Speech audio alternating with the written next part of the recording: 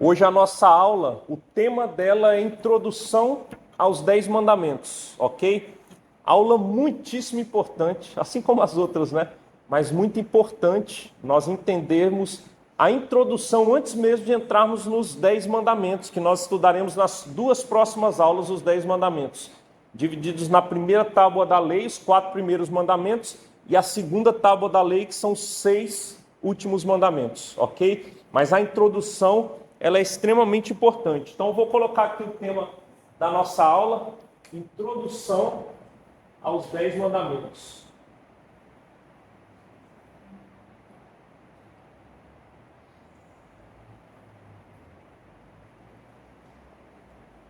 Introdução aos 10 mandamentos. E esse é o tema da nossa aula de hoje. Muito relevante. Eu acho que vamos conseguir tirar algumas dúvidas importantíssimas para nós entendermos como nós, sendo o povo de Deus, cristãos, devemos lidar com a lei de Deus, ok? A lei de Deus, irmãos, ela é muito importante para nós hoje. A lei de Deus, ela é muito importante para nós hoje.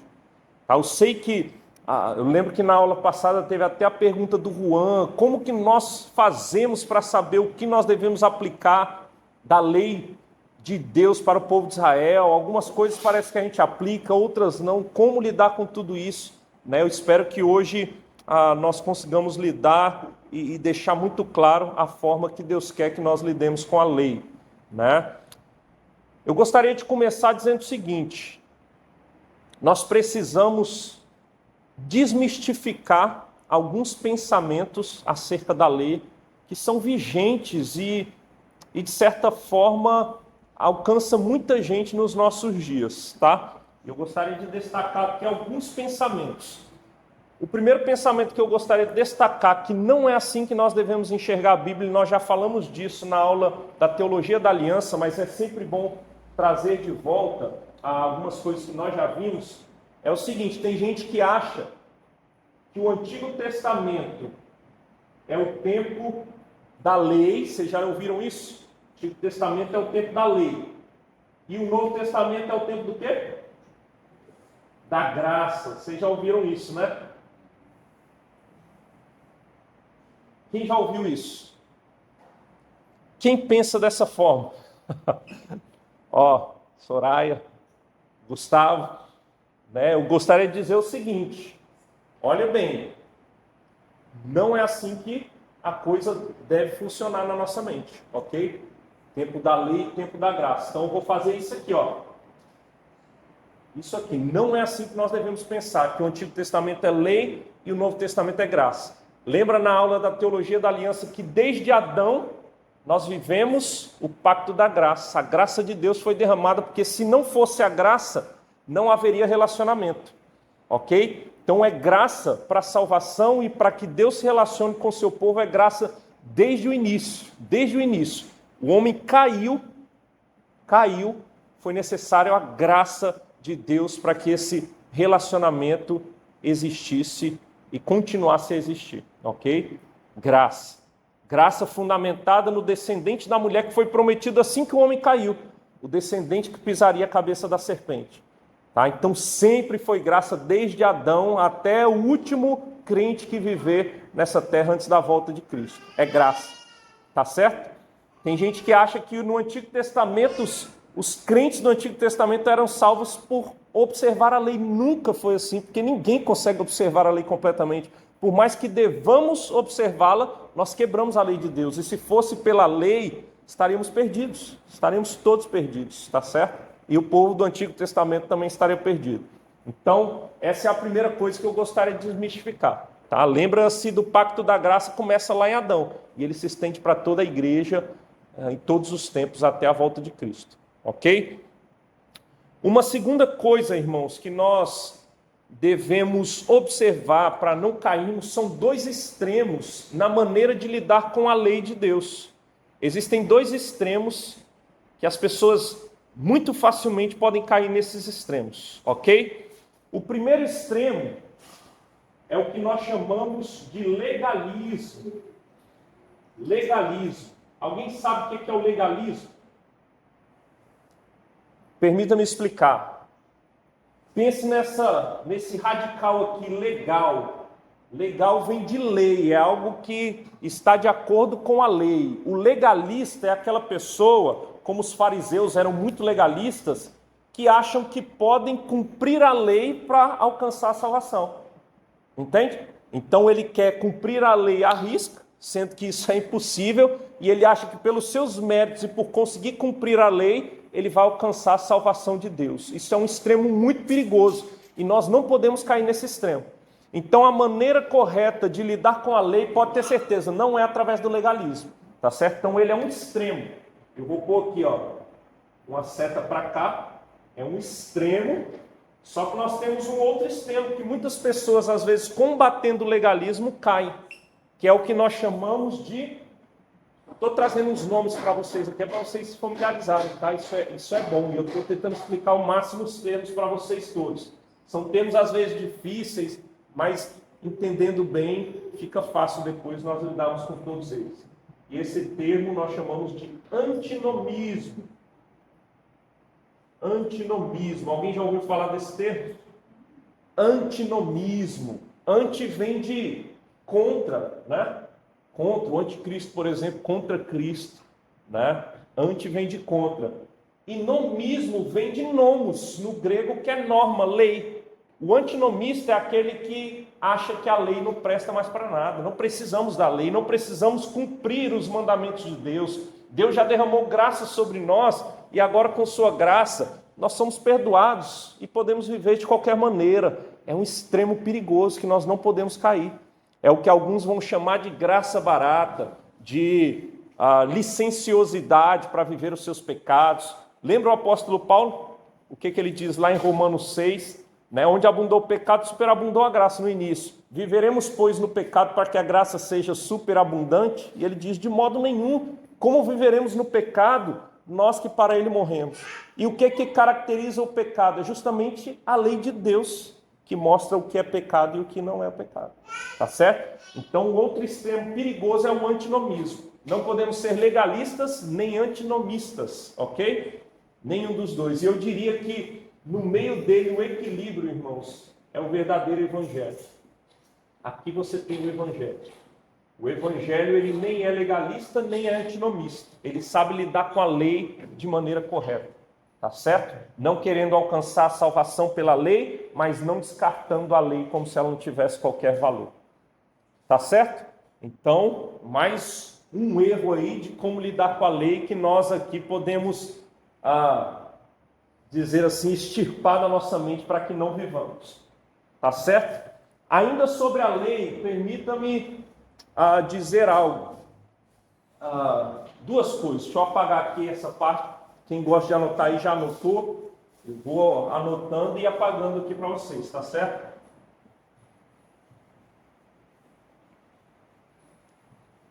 Ok. Outra coisa importante de nós entendermos. A lei de Deus, ela, quando é dada para o povo, ela pode ser dividida em três partes. É o que nós chamamos, eu vou botar assim, ó, lei civil, lei cerimonial e lei moral. Lei moral, ok? Lei moral. Todos estão enxergando bem aí, né? A lei no Antigo Testamento, para o povo de Israel, ela pode ser dividida dessas três maneiras. O que é a lei civil do povo de Israel, irmãos? O povo de Israel era uma nação. Eles eram um povo que tinha a teocracia. E quem estabeleceu as leis para que eles vivessem debaixo dessas leis como nação foi o próprio Deus, através de Moisés. Então ele deu várias leis civis. Dentro das leis civis tinha inclusive penalidades para determinados erros que eram cometidos. E tinham penalidades que aos olhos de muitos eram severas, né? Mas eram justas. Por exemplo, havia apedrejamento.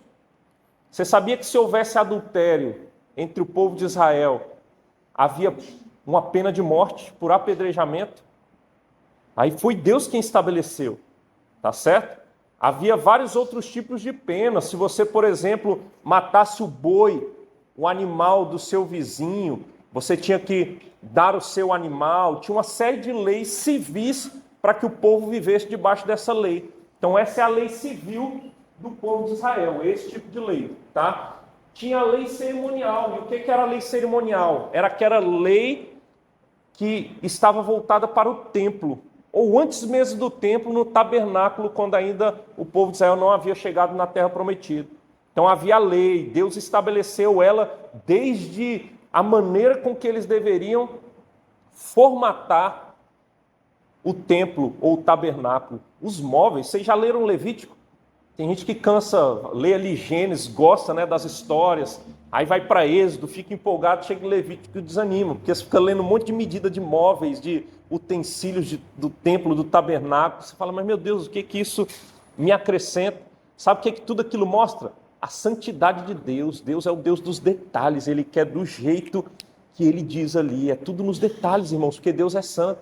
A divisão do lugar santo, do lugar do santo dos santos, o propiciatório, a maneira com que era feito o propiciatório, como era para ser feito os rituais de expiação de pecados, ali com animais, cordeiros, o tipo de oferta, holocaustos, tudo era Deus que prescrevia. E isso tem a ver com a lei cerimonial do povo de Israel, tá certo? E nós temos também a chamada lei moral. E a lei moral são justamente os 10 mandamentos, irmãos.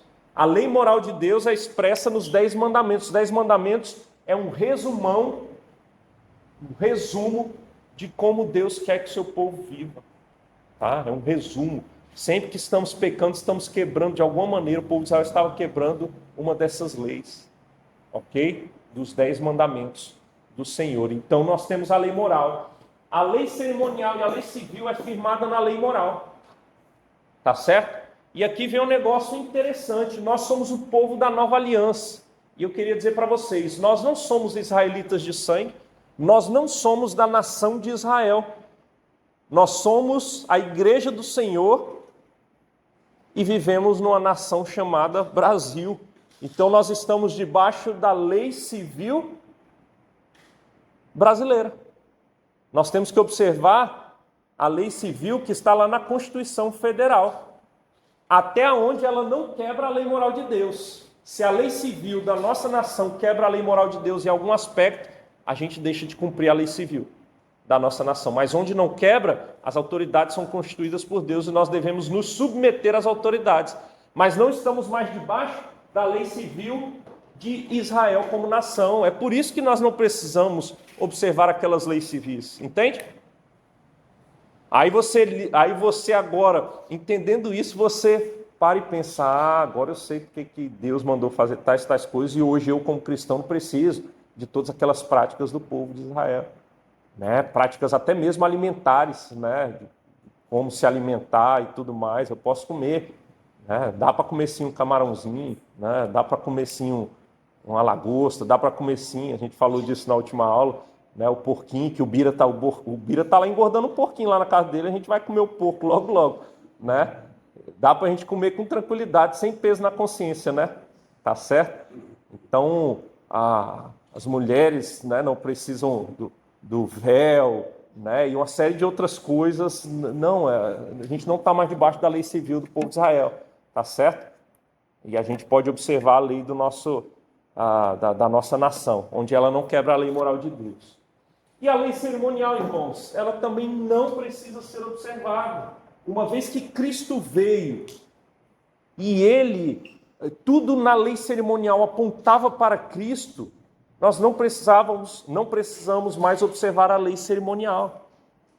O estilo do templo, não temos mais que ir a Jerusalém, adorar lá no templo em Jerusalém. Por mais que por muito tempo continua-se, né? O pessoal acha que Jerusalém é especial. Fazem as peregrinações. Eu acho que você pode viajar, conhecer lá, mas tem gente que acha que é sagrado. Se trouxer uma aguinha do Jordão, ela é mais especial.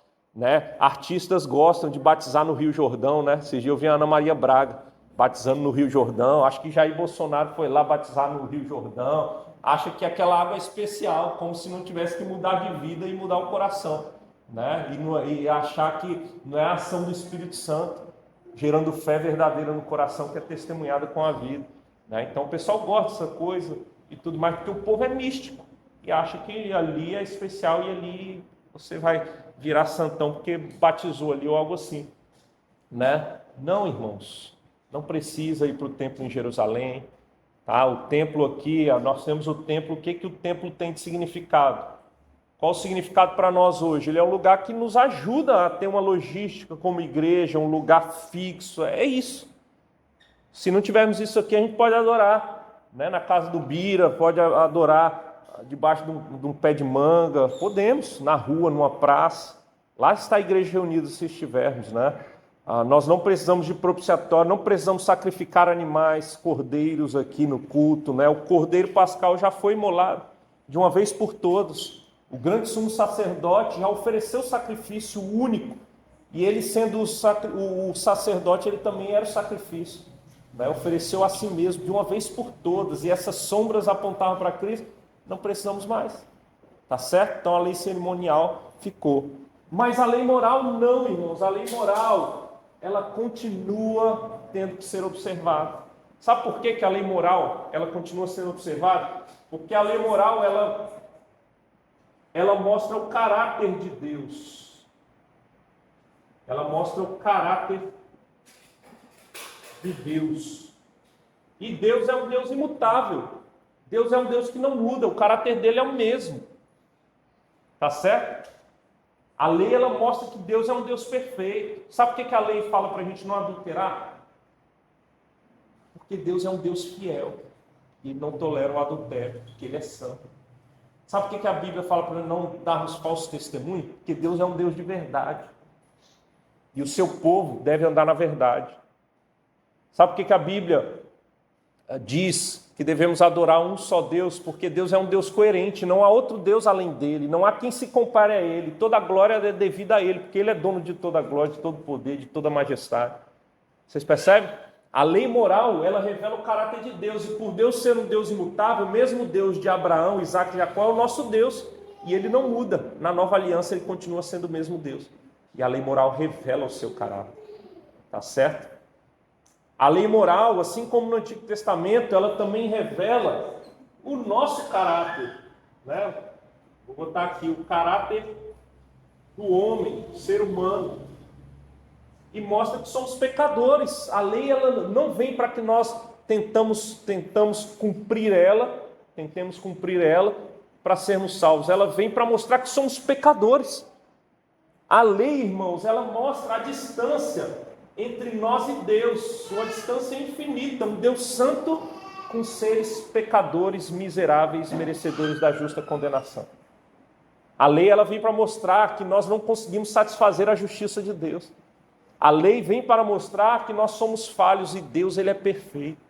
A lei vem para mostrar que a ira de Deus caindo sobre a raça humana para toda a eternidade é justa, é perfeita.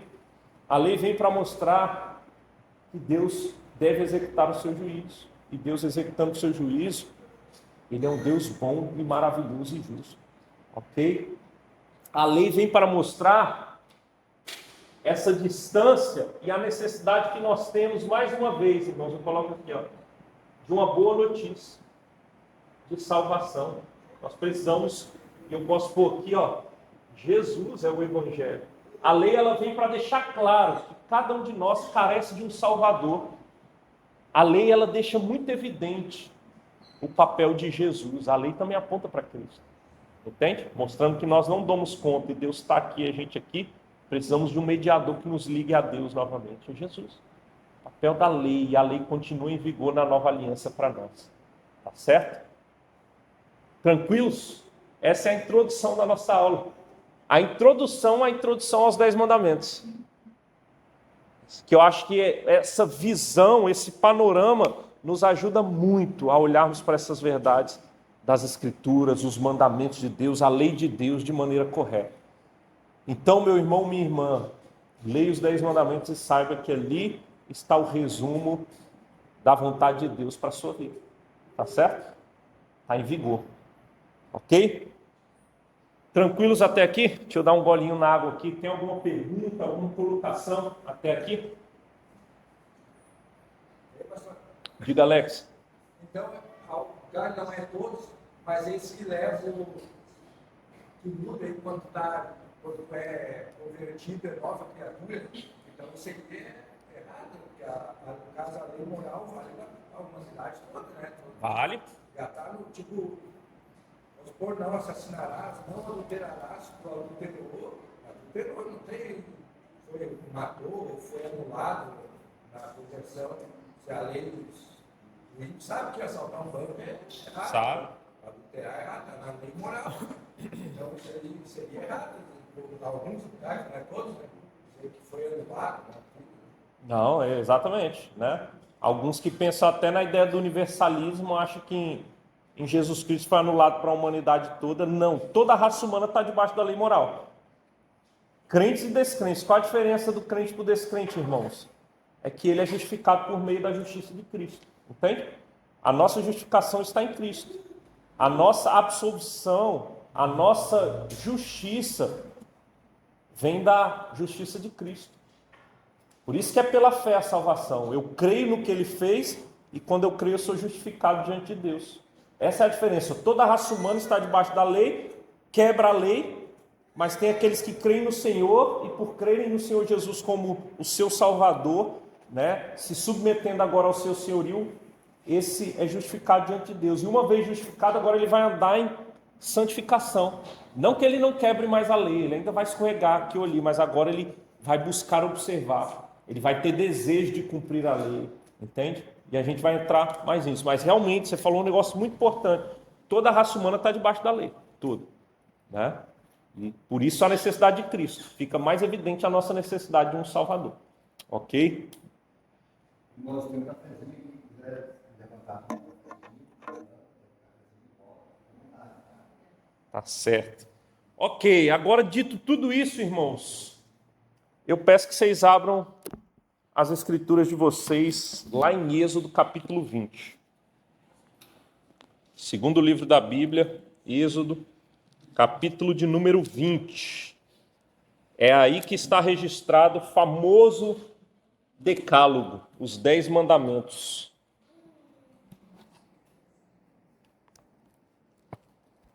É aqui que está registrado. Os 10 mandamentos. É um texto conhecido por causa dos 10 mandamentos. Posso apagar aqui? Quem está anotando já anotou, né?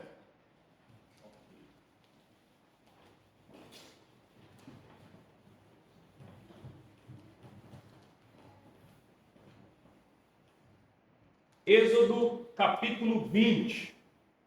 Eu vou pedir para o José ler bem alto aí, José. Êxodo capítulo 20. Você vai ler os versículos 1 e 2, José, para a gente, por favor. Então Deus falou todas essas palavras. Eu sou o Senhor, seu Deus, que o tirei da terra do Egito, da casa da servidão. Maravilha. Perfeito. Irmãos, percebam, Êxodo capítulo 20 é conhecido como o texto dos 10 mandamentos. O José leu os 2 primeiros versículos, vocês percebem que o primeiro mandamento é dado no versículo 3. É dado no versículo 3. Você tem uma pequena introdução antes dos mandamentos serem dados. Essa introdução, eu diria que ela é necessária, ela é imprescindível para a compreensão de como de fato devemos lidar com a lei de Deus. Não dá para pular direto para os mandamentos. Essa introdução ela é necessária e é hoje isso que nós vamos ver, a importância dessa introdução, irmãos. Ok? Ela é extremamente necessária para que nós lidemos de maneira ainda mais correta com a lei de Deus. Além desses erros que vimos que devem ser deixados de lado, como devemos lidar com a lei de Deus, essa introdução nos mostra, tá certo? Eu gostaria de destacar algumas coisas importantes, né, nesse texto, nesses 2 versículos. E eu chamaria, se fosse para dar um tema, eu até preguei sobre isso, né, certa vez aqui na igreja, que aqui nós temos a motivação para você cumprir os mandamentos. Para que eu cumpro o mandamento? O que deve me motivar a cumprir o mandamento? O que deve me fazer observar os mandamentos de Deus? Se não é por eles que eu sou salvo, né, como acham os legalistas, e se ele ainda tem algum valor, diferente do que pensam os antinomistas, como eu devo lidar com essa lei? E eu dividiria isso em 3 partes, irmãos. 3 partes importantes aqui, para nós observarmos. 3 partes, 3 coisas que esse texto nos mostra. A primeira coisa que eu diria que o texto nos mostra, do porquê lidar com a lei de Deus, observar a lei de Deus e qual a motivação para cumprirmos os mandamentos de Deus, é por causa do próprio Deus. Vou botar assim. Por causa de Deus. Olha aí o que diz o texto. Então falou quem? Deus. Então falou Deus todas essas palavras. Quem vai dizer o que está escrito na sequência? Quem fez um pacto com o seu povo e está falando aqui é o próprio Deus. Aqui nós temos o relato, irmãos. É aquele relato onde Moisés desce do Sinai, depois daquelas nuvens com trovões flamejantes, que o povo estava assustado, que não podia nem chegar ao pé do Monte Sinai para não ser consumido pela santidade de Deus. Só Moisés pôde subir. É disso que nós estamos falando. Foi nesse momento que ele estava lá que Deus deu as tábuas da lei. Deus fez uma aliança com o seu povo e deu as tábuas para dizer: eu quero que vocês vivam agora desta maneira. Vocês têm parte na aliança, vocês têm obrigações na aliança, e é assim que vocês vão viver a partir de agora. Essa é a minha lei moral, essa vai ser a ética de vocês. É assim que vocês vão se comportar agora. Tá? E quem disse isso foi Deus, irmãos. Deus. A palavrinha Deus aí é a tradução da palavra hebraica Elohim. Elohim. Vocês lembram? Elohim, que é o... Sempre que vocês verem uma palavra com im no final, no hebraico, é um plural. É o plural de Eloá, que é a palavra Deus no hebraico. Né? Mas, se referindo a Deus, essa palavra não está falando de Deus, mas de um único Deus. Porque você vai ter um artigo definido, você vai ver que há uma definição. Ok? Não está falando de alguns deuses, está falando de um Deus específico, do Deus específico, do único Deus vivo e verdadeiro. E a ideia do plural aqui é para trazer a ideia de poder, majestade, força. Okay? Então esse Deus que criou os céus e a terra, esse Deus que é o nosso Criador, o Elohim, que governa sobre todas as coisas, que sustenta todas as coisas, que criou todas as coisas, foi Ele quem te disse, Natália, tome aqui os mandamentos para você viver. Entende? Já seria motivo suficiente para a gente falar, eu tenho razões suficientes para cumprir os mandamentos. Foi Deus quem deu, foi o Criador. Ele foi quem me criou. Se Ele me criou, Ele sabe como eu devo viver. Os mandamentos são bons, irmãos. Os mandamentos são bons. O que faz com que os mandamentos pareçam ser ruins, limitadores ou algo dessa natureza é o nosso pecado. Já viu que as pessoas de fora, eu não sei se vocês já ouviram isso, que não conhecem o verdadeiro cristianismo, acham que ser crente é olhar para algumas regras e dizer isso pode, isso não pode, viver debaixo dessas regras.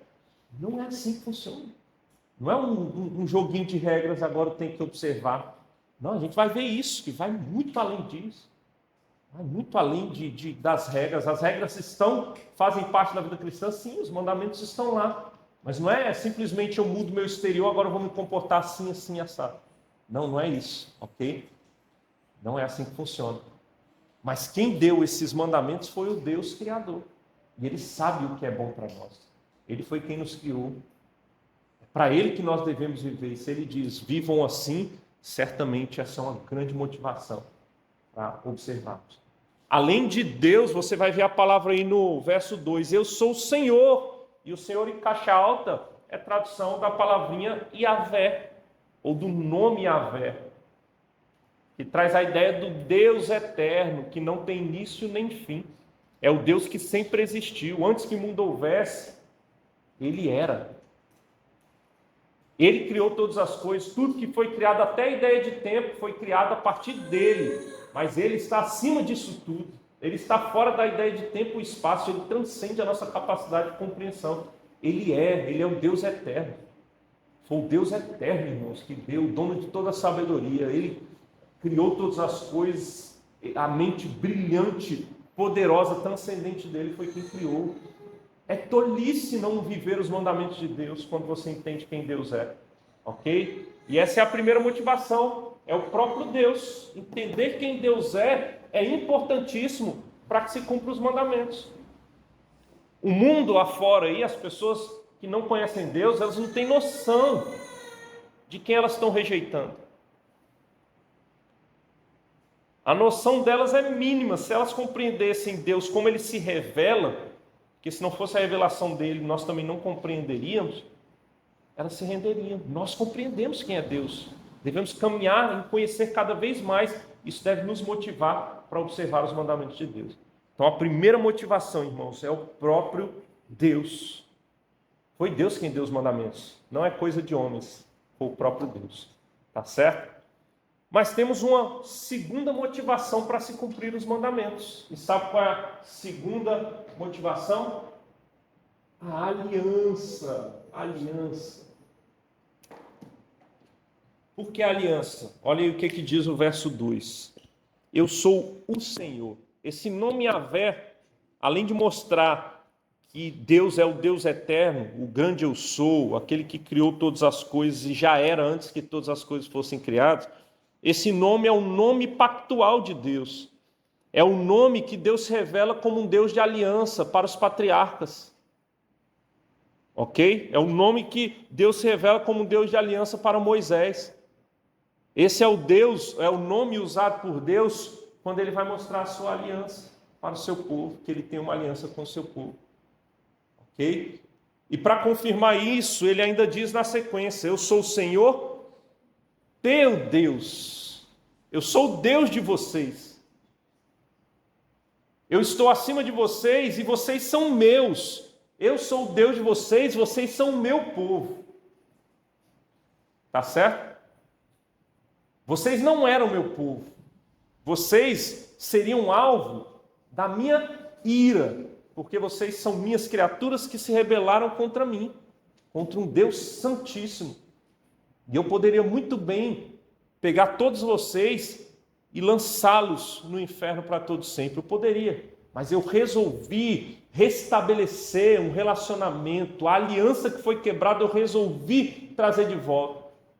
É como o exemplo de Oséias. Vocês lembram de Oséias, o profeta? É um exemplo do que Deus faz com o seu povo, com a igreja, com o povo de Israel e com a igreja.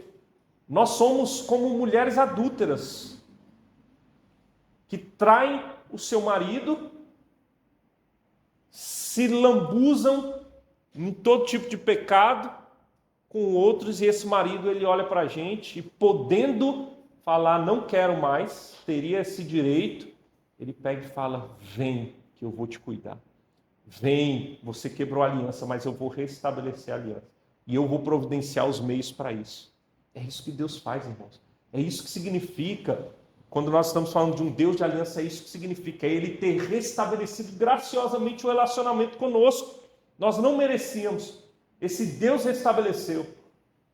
O ser humano foi criado para Deus. O ser humano voltou as costas para Deus e se rebelou contra Deus. Esse mesmo Deus, podendo executar sua justiça, Ele pega esse homem e traz de volta graciosamente para um relacionamento de vida.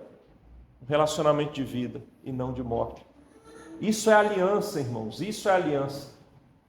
Quando nós entendemos a graça de Deus no restabelecimento da aliança, isso deve constranger o nosso coração, deve inclinar o nosso coração, para que nós desejemos, com todo o nosso ser ardentemente, fazer a vontade desse Deus. Já parou para pensar, Vladimir, que pelos seus próprios méritos que você merecia, era a condenação eterna, para todo sempre pagar pelo seu pecado, um sofrimento que o Senhor jamais pode imaginar, e o Senhor jamais vai poder imaginar, porque o Senhor não vai passar por ele, porque o Senhor crê em Jesus Cristo. E a aliança foi restabelecida. Mas era isso que estava reservado, se não fosse Deus restabelecendo essa aliança. Irmãos, a aliança deve nos encher de deleite no nosso Deus. Nossa aliança deve nos fazer, nos derreter na presença do nosso Deus, de amores por Ele. Entende? É o que a aliança faz. Então a aliança é um motivador essencial. Entender isso é importantíssimo para que você fale, eu quero viver para esse Deus que deu a vida por mim e restabeleceu um relacionamento. certo? Então a aliança é uma motivação. Por que você cumpre os mandamentos? Por que você deve cumprir os mandamentos? Buscar viver vida santa. Não é para alcançar a salvação, não. Porque por isso você não conseguiria. É porque Deus te mandou, é porque Ele restabeleceu a aliança, e essa aliança te motiva a cumprir os mandamentos. E você quer observar a sua parte na aliança. Tá certo? E obviamente, quando você quebrar, lembre-se que você tem um mediador. E aí a gente vai para o último ponto aqui, da motivação para cumprirmos a aliança de Deus. Tá certo?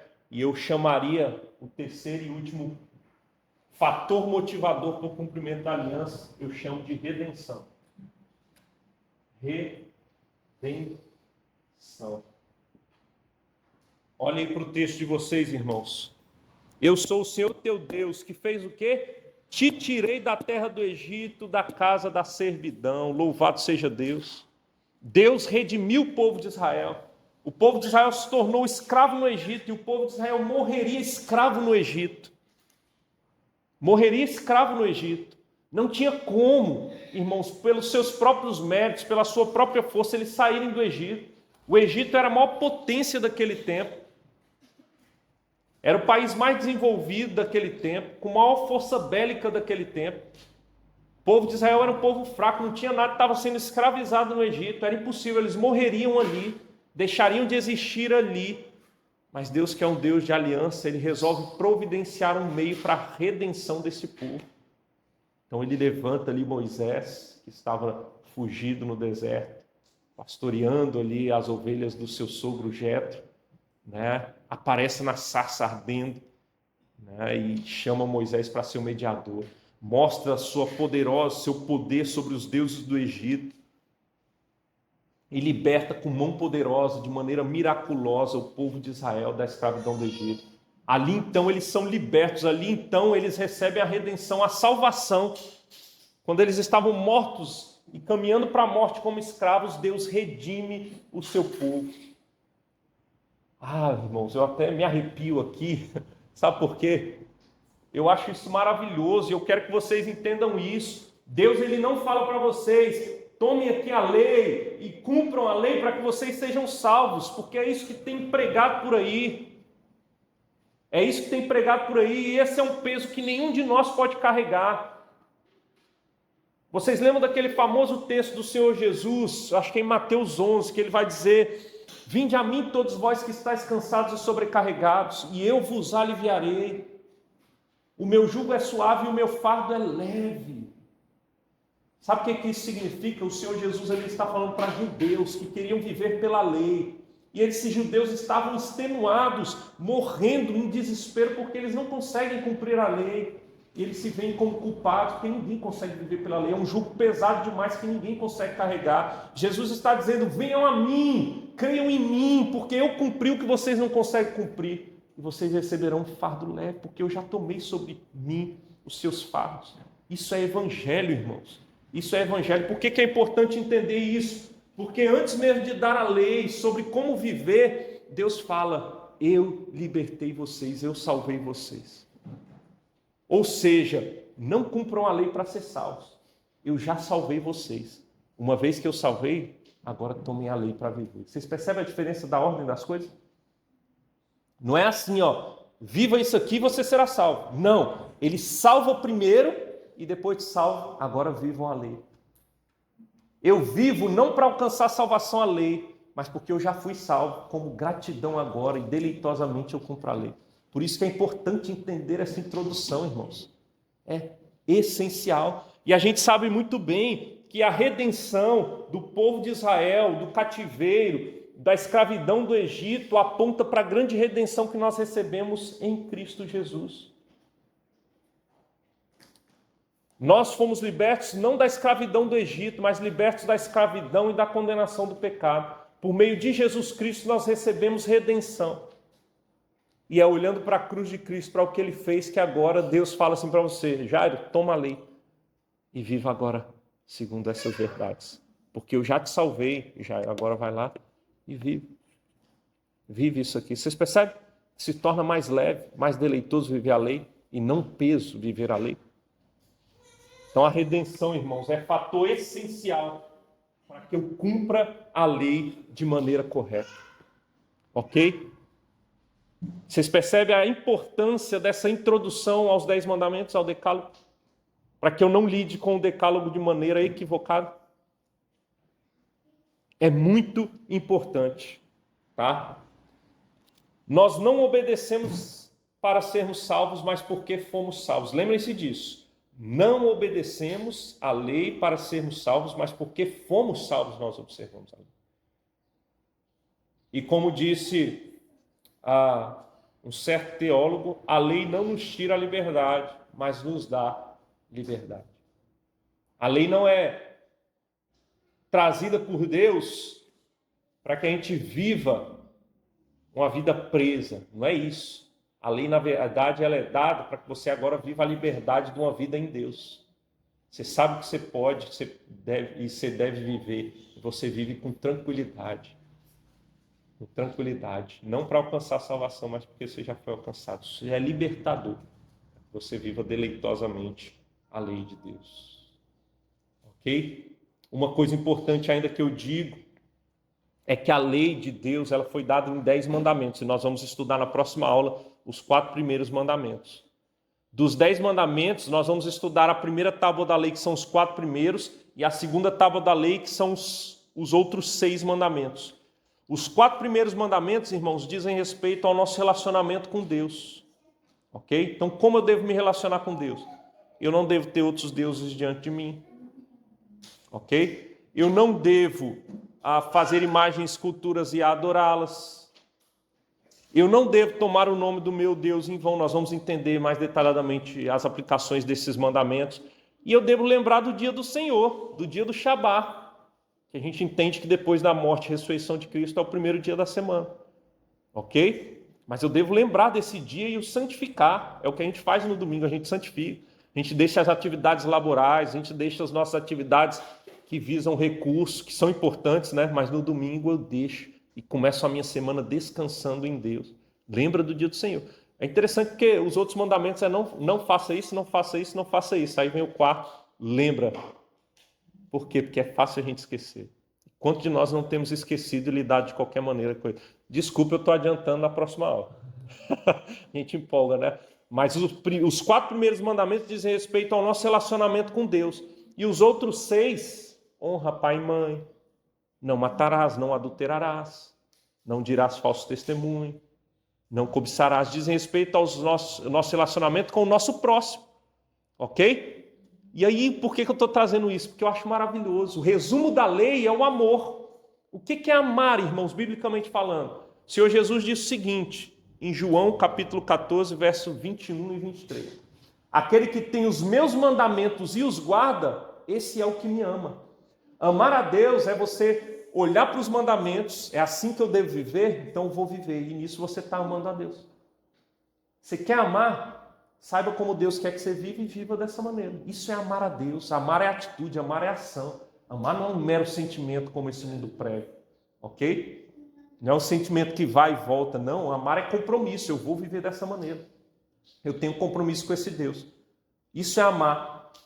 E por que eu falo que amar é o resumo da lei? Lá em Mateus capítulo 22, perguntam para o Senhor Jesus, qual é o principal dos mandamentos? O que Jesus diz? O principal dos mandamentos é ame a Deus de todo o seu coração, de todo o entendimento, com toda a sua força. Percebe a primeira tábua da lei sendo cumprida aqui? Ame a Deus, ou seja, seu relacionamento com Deus deve ser da maneira que Ele quer que seja. Isso é amá-lo. E o segundo principal mandamento que Ele diz?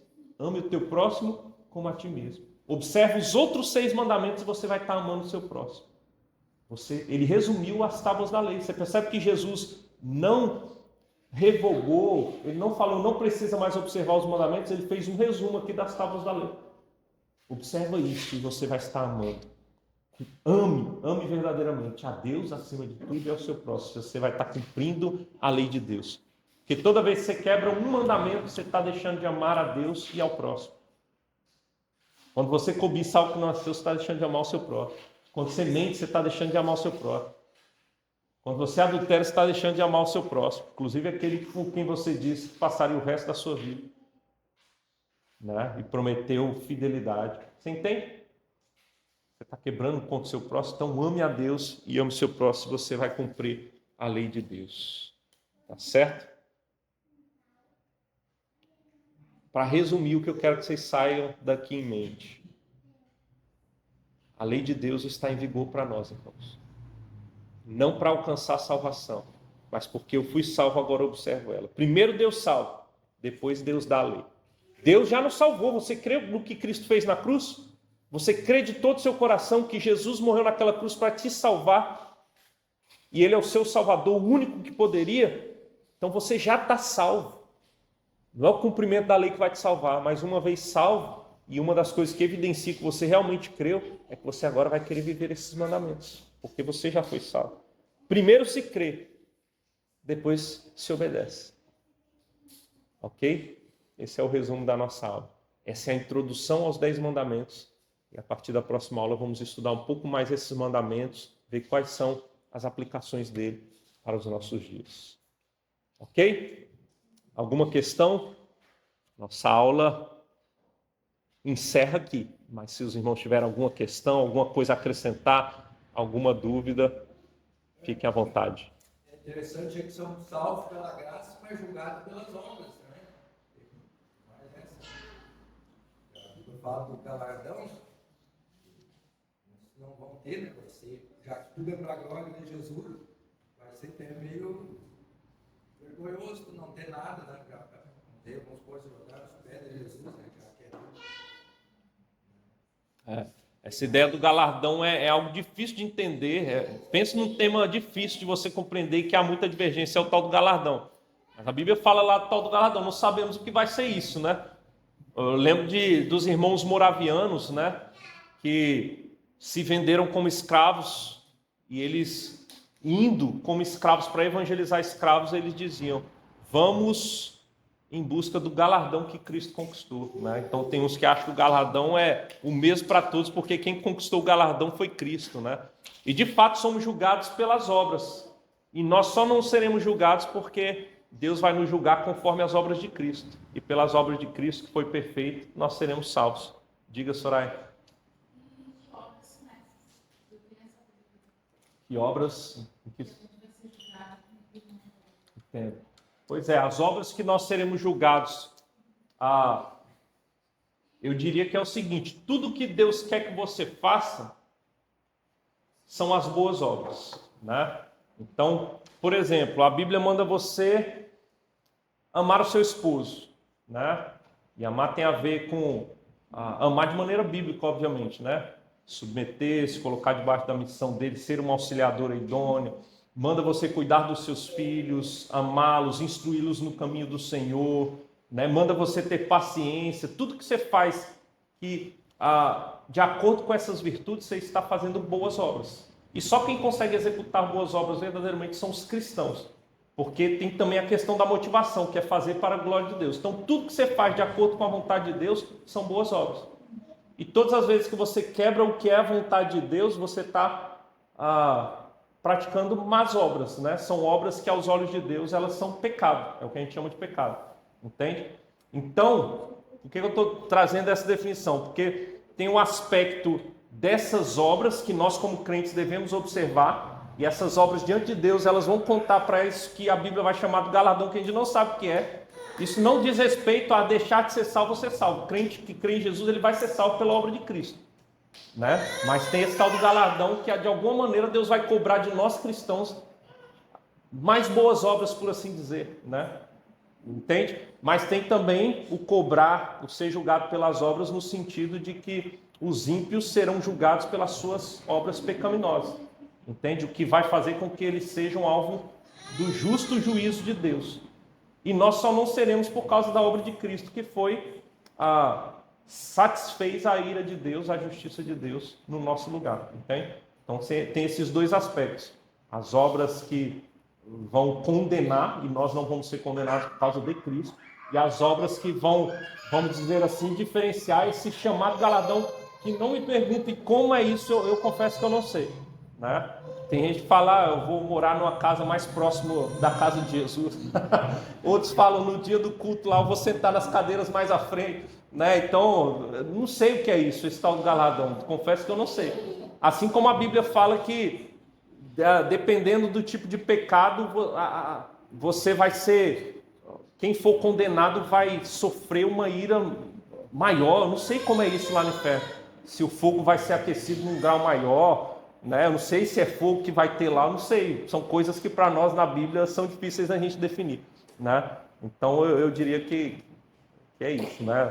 Tem as obras dos crentes que diz respeito a esse galardão e tem as obras que diz respeito a toda a humanidade, que vai condenar os ímpios, e a dos crentes vão ser perdoadas em Cristo Jesus. Ok? O galardão seria em semelhança.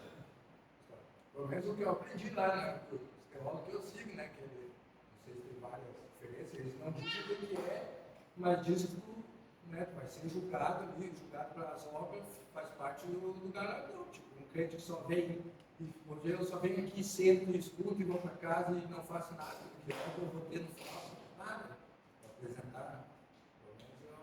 Pois é. Eu aprendi lá, é a mesma coisa do julgamento dos ímpios também, né? Tipo, o que mais recebeu, mais julgamento. Né? A Hitler lá, mesmo que ele matou lá milhares, ninguém falar do evangelho.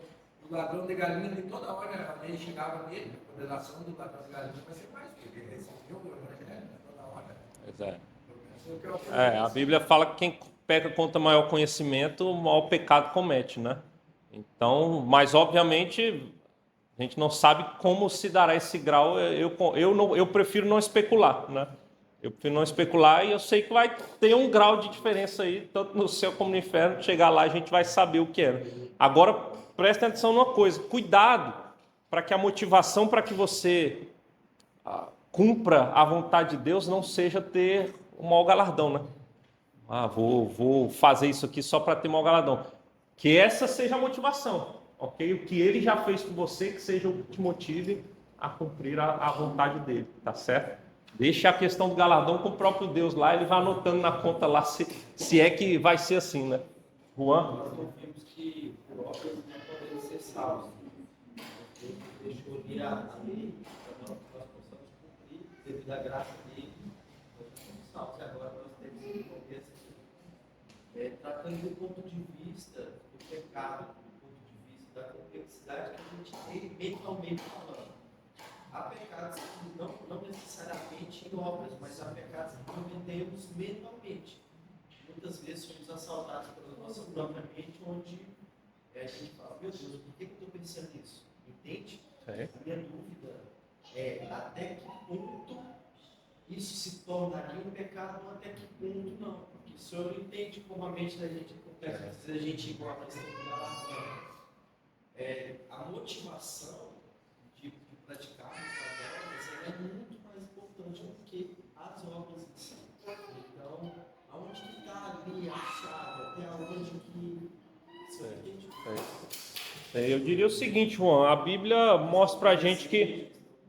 eu não sei se vocês vão lembrar da aula que a gente falou sobre a antropologia bíblica, né?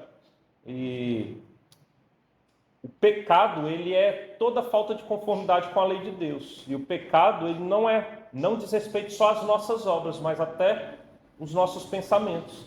E nós pensamos coisas más como fruto da maldade do nosso coração. E mesmo como cristãos, irmãos, não se enganem, a gente ainda tem resquício do pecado, estamos no processo, a gente luta. Então, às vezes, vamos ser assaltados sim com maus pensamentos. E o que a gente está fazendo quando esses maus pensamentos vêm à mente? Estamos pecando com a nossa mente, entende? O que eu vou fazer então? Não sou crente, meu Deus do céu. Não. Você vai lutar, né? Pedir perdão. Você vai rogar a Deus para que te livre desses pensamentos. Você vai encher a sua mente com as coisas e as verdades do Senhor, né? Por isso que é um processo. Alguns lutam por muito tempo e tem um momento que conseguem se desvincular de certos pensamentos. Outros vão lutar a vida toda. Mas a diferença do crente para o descrente é que o crente ele vai lutar, entende? O crente ele luta, o crente ele vai se entristecer por causa do pecado. O crente... Nessa luta, na parte que cabe a nós, nas nossas obras, de lutar com os pensamentos, atitudes, tudo aquilo que afasta o ser humano do amor de Deus, né? Que é em obras que a gente mostra que a gente ama Ele.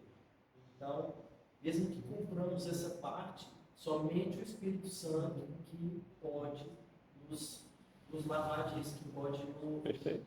Entende? Toda obra... Somente, por mais que eu lute, é só o Espírito Santo que é capaz de... A questão é o seguinte, Juan. Não é que eu luto e o Espírito Santo faz a parte dele. O fato de eu estar lutando já é ação do Espírito Santo. Porque sem o Espírito Santo você não lutaria. Entende? Então já é ação do Espírito Santo. Sem o Espírito Santo. Exatamente. Sem o Espírito Santo. Porque muitas vezes você pensa que eu tenho que fazer a minha parte. E aí o Espírito Santo... Exatamente. E a Bíblia ela mostra para nós algo interessante. Lá em Atos dos Apóstolos, fala que no dia do Pentecostes, né, quando eles estavam ali e falaram em línguas, o Espírito Santo foi derramado sobre a igreja.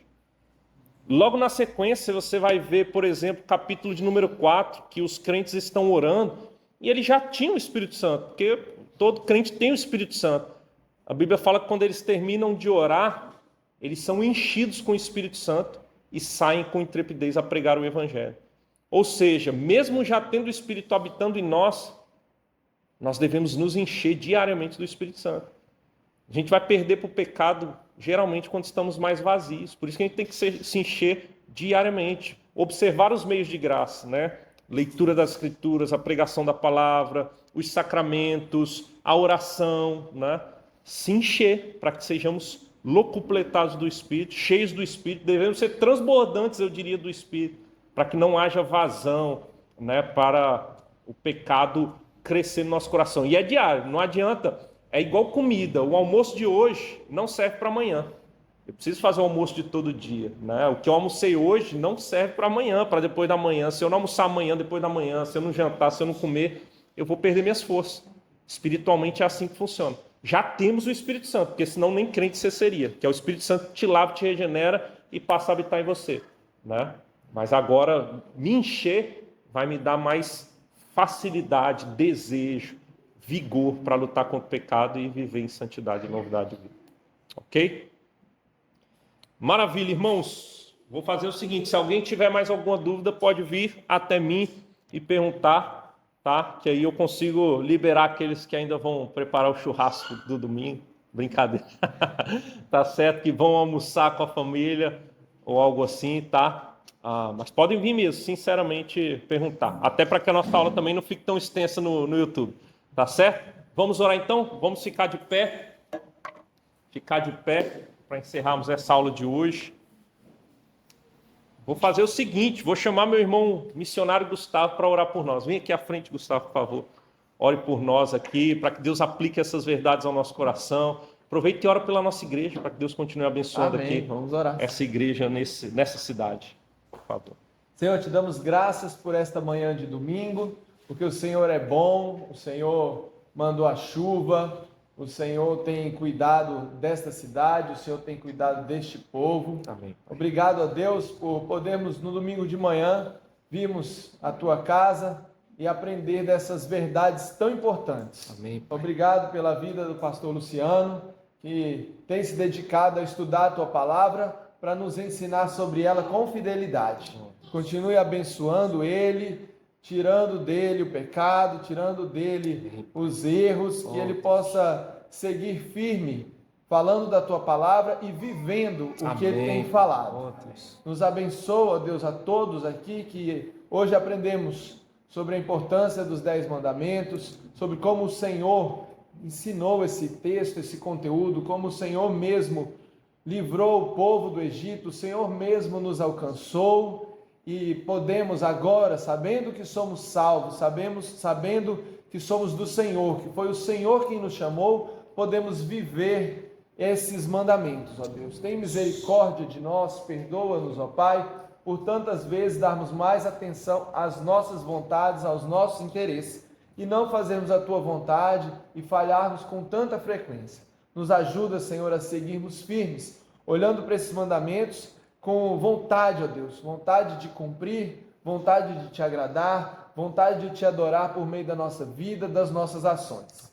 Abençoa-nos, ó Pai, como pessoas que seguem ao Senhor, abençoa as nossas famílias, que possamos ser famílias fortes, que fazem diferença na sociedade, porque mostramos o Senhor Jesus dentro de casa e mostramos o Senhor Jesus na nossa vizinhança, no nosso trabalho, na nossa cidade. Amém. Abençoa que a cidade de Cachoeira do Sul, abençoa que os crentes que aqui vivem possam transformar essa cidade, trazendo o Evangelho a todos os lugares, a todos os lares, a todos os locais de trabalho aqui nessa cidade. Amém, Senhor. Abençoa e continua a florescer o trabalho dessa igreja, enchendo ela de pessoas que buscam aprender do Senhor. Amém. Dá forças ao pastor, à sua esposa, aos seus filhos, que eles sigam firmes e fiéis na tua palavra, aos presbíteros da igreja, abençoa os diáconos, abençoa, Deus, cada membro dessa igreja. Amém. Que possamos perceber a tua mão cuidando de cada um